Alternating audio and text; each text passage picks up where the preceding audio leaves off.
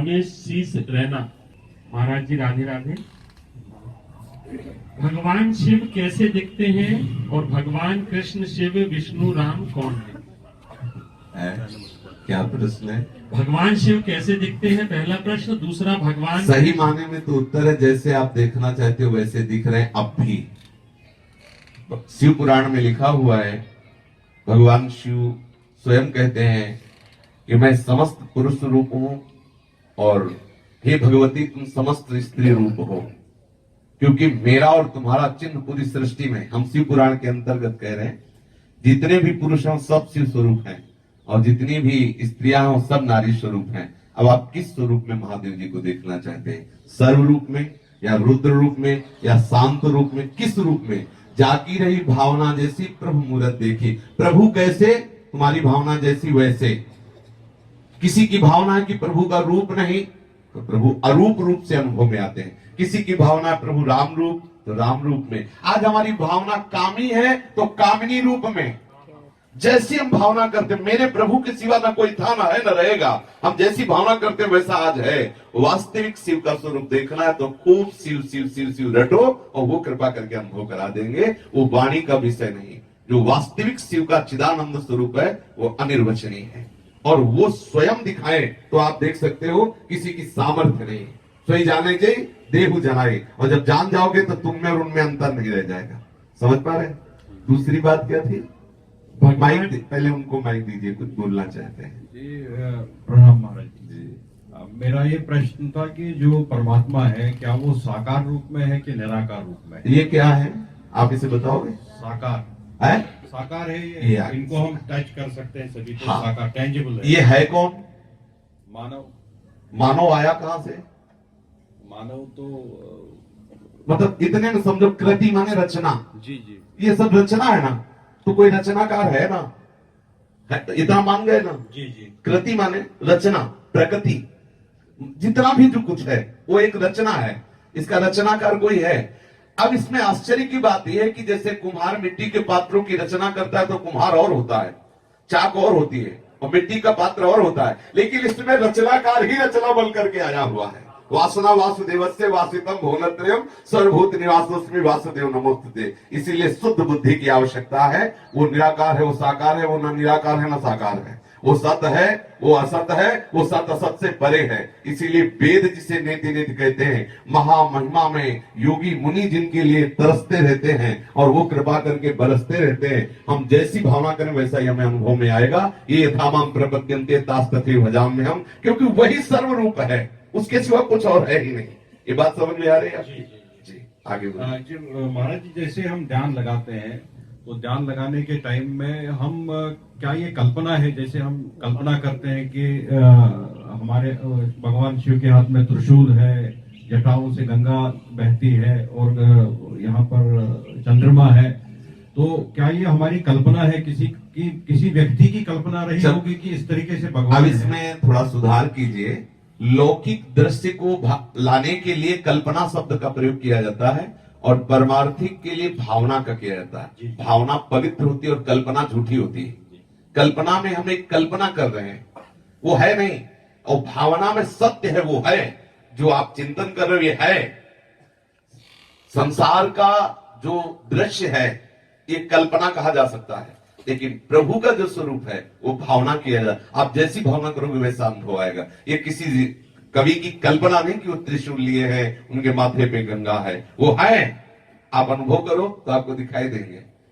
और जिन्होंने प्यार किया है उनसे, तो जैसे अम्मा बप्पा प्यार करते हैं ना, अम्मा बप्पा समझते हैं, गांव की भाषा में क्या जाती, ऐसे प्यार करते हैं भगवान शिव और पार्वती।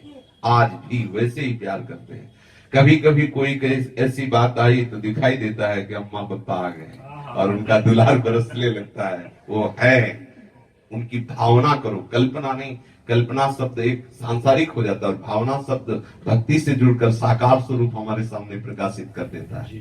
समझ गए जी महाराज जी। जैसे शिव और पार्वती है तो हम शास्त्रों में लिखा है ये अर्धनारेश्वर है, एक ही शरीर में दोनों है, तो अर्धनारेश्वर असल बात वही, अलग अलग दोनों फिजिकल फॉर्म्स है, वो वही शरीर अलग अलग है। हम जैसी भावना करते हैं ना वो वैसे ही एक ही तत्व है। पहली बात ये समझ लो, एक ही तत्व है, दूसरा नहीं। वही तत्व लीला के लिए अर्धनारीश्वर बनकर के दिखा रहा है कि आधा मैं शिव हूं, आधा शक्ति हूं। फिर वही अलग अलग होके दिखा रहा है, देखो ये मेरा पूरा शिव रूप है, ये मेरा पूरा शक्ति रूप है।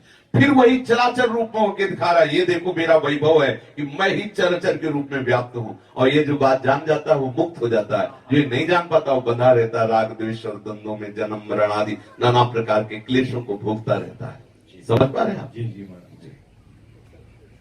भगवान कृष्ण शिव विष्णु राम कौन है? एक ही है।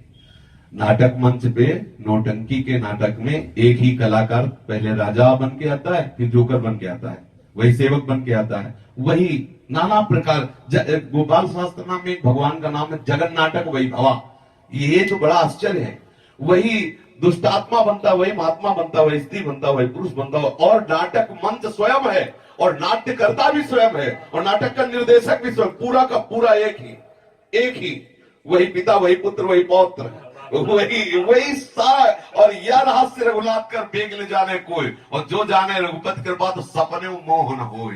यही ब्रह्म ऋषि महात्मा जन जान गए तो जीवन मुक्त हो गए, और संसारी यही नहीं जान पाते तो लाठी चलाते, मेरे भगवान बड़े तुम्हारे भगवान छोटे, चल रही लाठी। भगवान तो क्या, खोपड़ी फूट रही, छोटे बड़े अस्पतालों में गारी गुप्ताल और निंदा स्तुति। प्रभु एक सम स्वरूप सर्वात्म भाव से सब जगह विराजमान है, वही राम है, वही कृष्ण है, वही शिव है। ये तो बहुत बड़ी बात हो गई। वही दुष्टात्मा है, वही महात्मा है। विद्या विनय संपन्ने ब्राह्मणे गविहस्तनी सुनीच सुपाके चा पंडिता समदर्शिना। विद्या विनय संपन्न ब्राह्मण में, गाय में, हाथी में, कुत्ता में, चांडाल में एक ही श्री कृष्ण विराजमान, अर्थात एक ही श्री कृष्ण ये सब बना हुआ है। जो ऐसा जानता है वही पंडित है, वही शिव है, वही सौ है, वही राम है, वही कृष्ण है, वही सब कुछ है। अब कह दिया जाए वही सौ है तो कान खड़े होंगे, वही सौ है, और सौ से ही भगवान का अवतार हो रहा है। पृथु और अर्ची अवतार सौ से हो रहा है। वेन के मरे हुए शरीर से भगवान का अवतार हो रहा है, पृथु और अर्ची का। अब बोलो वही है ना, वही शिव है, वही सौ है, वही शक्ति, वही चराचर जगत एक है।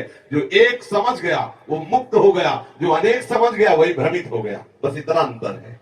वही सब रूपों में वही राम है, वही कृष्ण है, वही शिव है। जहां आप अपने मन को लगा दो वही सबसे बड़ा है, और उसी का सारा बसारा है। शिव पुराण देखो तो सबसे बड़े शिव, देवी पुराण देखो तो देवी, भागवत देखो तो सबसे बड़ी देवी, भागवत देखो तो सबसे बड़े कृष्ण, गरुड़ पुराण जहां जो देखो, गणेश जी का देखो सबसे बड़े गणेश, क्योंकि वही सबसे बड़ा तत्व सब रूपों में खेल रहा है। तो कोई कहीं कोई छोटा है नहीं, और हम सब बड़े बनना चाहते हैं, नहीं बने। जिस मार्ग में चले हम सबसे बड़े बने, क्यों? क्योंकि सबसे बड़े का है, इसलिए सब बड़े बनना चाहते हैं। क्योंकि ये लक्षण है, पिता का लक्षण पुत्र में आता है।